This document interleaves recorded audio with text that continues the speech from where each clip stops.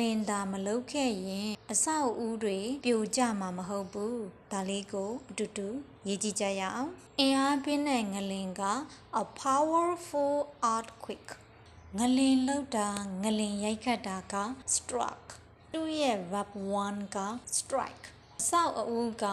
building ပြီးချင်တာကအဆောက်အဦတွေအဆောက်အဦများဆိုတော့ s ကလေးပေါင်းပေးရမယ် buildings ပြိုကျတာက collapse ဒါက verb 1သူ့ရဲ့ verb 3 က d လေးပေါင်းလိုက်ရင် verb 3ဖြစ်သွားပြီး collapsed ကဲဟုတ်ပြီဒါလေးကိုဝကြတစ်ကြောင်းဖြစ်အောင်အတူရေးကြမယ်ဒီစာကြောင်းမှာကြည့်လိုက်အင်အားပြင်းတဲ့ငလင်တာမလုပ်ခဲ့ရင်အဆောက်အဦတွေပြိုကျမှာမဟုတ်ဘူးဒီလိုခြေနေမျိုးဆိုလို့ရှိရင် third conditional structure ကိုသုံးပေးရတယ် third conditional ရဲ့ pattern လေးကပထမ clause မှာက past perfect tense ကိုသုံးပေးရမယ်ဒုတိယ clause မှာက perfect conditional ကိုသုံးပေးရမယ် past perfect tense က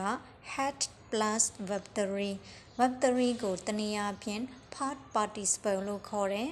perfect conditional ဆိုတာ would have plus verb 3ပထမ clause ဖြစ်တဲ့အင်အားပြင်းငလင်တာမလုပ်ခဲ့ရင်ဒီပိုင်းကိုအရင်ရေးမယ် if a powerful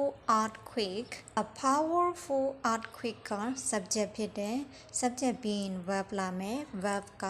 past perfect tense ကိုသုံးပေးရမယ်ဆိုတော့ had plus verb 3ဒီနေရာမှာကိုရေးချင်တာကငလင်တာမလုပ်ခဲ့ရင်အငင်းဝကြရေးချင်တာဖြစ်တဲ့အတွက် had not struck if a powerful earthquake had not struck ကတပိုင်းပုံမှန်လေးခံပေးရမယ်အဆောက်အဦတွေဆိုတော့ the buildings ပြိုကျမှာမဟုတ်ဘူးဆိုတော့အငင်းဝကြရေးမှာဖြစ်တဲ့အတွက် would not have plus verb 3အဲ့တော့ the buildings would not have collapsed would နဲ့ not ကိုအတူချုံလိုက်တော့ wouldn't ဒီနေရာမှာလည်းပဲ had နဲ့ not ကိုအတူချုံလိုက်တော့ hadn'tအဲ့တော့ဝကြတစ်ကြောင်းရေးပြီးတိုင်းကိုသုံးထားတဲ့ tense မှန်ပြန်စစ်ကြည့်ရအောင်